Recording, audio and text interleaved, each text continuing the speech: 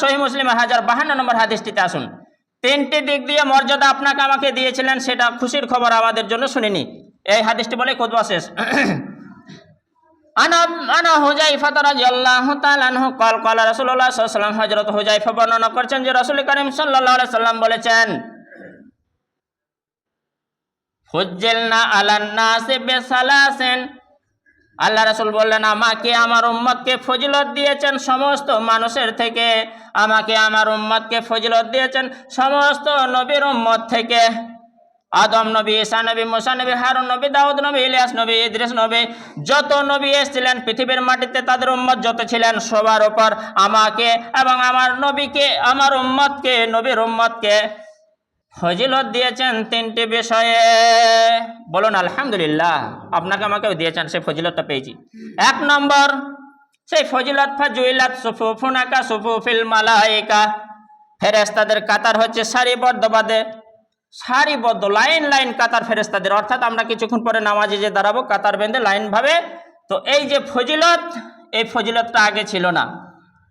তো আমাদের কাতার, আমাদের সারিবদ্ধ লাইন কা সুফুফিল মালায়েকা, ফেরেশতাদের কাতারের মতো আল্লাহ তাআলা দিয়েছেন। এটাতে অনেক মান মর্যাদা বা ফজিলত তা আমরা পাই, বলি আলহামদুলিল্লাহ।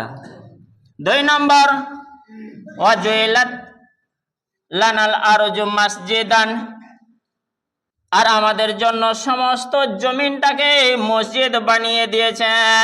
আগেকার জামানায়, আগেকার নবীর উম্মতের সময় কিন্তু শুধু মসজিদকে মসজিদের মান দেওয়া হয়েছিল। ইবাদত করতে গেলে মসজিদে আসতে হতো, বাড়িতে এখান ওখান মাঠে ঘাটে হতো না। কিন্তু আপনাকে আমাকে আল্লাহ তাআলা হুকুম দিয়েছেন, মর্যাদা দিয়ে দিলেন, মসজিদের থাকলে, এরিয়াতে থাকলে মসজিদে ইবাদত করবেন, মাঠে ঘাটে এখান ওখান যেখানেই থাকবেন, এমনকি গায়ের মুসলিম গ্রামে, গায়ের মুসলিম এরিয়াতে থাকলে তার ছাদে পুকুর পাড়ে সেখানেও গিয়ে আপনি সালাত আদায় করতে পারবেন। কুল্লাহা মাসজিদুন, প্রত্যেকটা জায়গায় হচ্ছে মসজিদ, কয়েকটা জঘন্য নোংরা জায়গা বেঁধে রেখে। এইটা ফজিলত। 3 নম্বর ফজিলতটা খুব সুন্দর। আহা, আল্লাহ রাসূল সাল্লাল্লাহু আলাইহি সাল্লাম আপনাকে আমাকে দিয়ে গেলেন যে ফজিলতটা আগেকার মানুষের কাছে খুব কষ্ট ছিল। এই যে শীতের দিন, পেচ্ছাপ করার পরে 2 ফোঁটা পেচ্ছাপ আপনার কাপড়ে পড়ে গেলে কাঁচি দিয়ে হয়তো কাপড়টা কেটে ফেলতে হতো, কত কষ্ট। শরীরে লেগে গেলে সেখানটা ঘষে মুছতে হতো, বা পানি না পাওয়া গেলে খুব কষ্ট হতো, আরো আরো আরো আরো অনেক কিছু। তো যাই হোক, আল্লাহ রাসূল সাল্লাল্লাহু আলাইহি ওয়াসাল্লাম তৃতীয় ফজিলতের কথাটা বলে দিলেন, ওয়াজুইলাত লানা তুরবাতুহা, আমাদের জন্য মাটিটাকে পবিত্র করেছেন, তাহরান তাহরান তাহরান, পবিত্র করে দিয়েছেন। ইরজালাম নাজিদিল মা, যখন আমরা পানি পাবো না।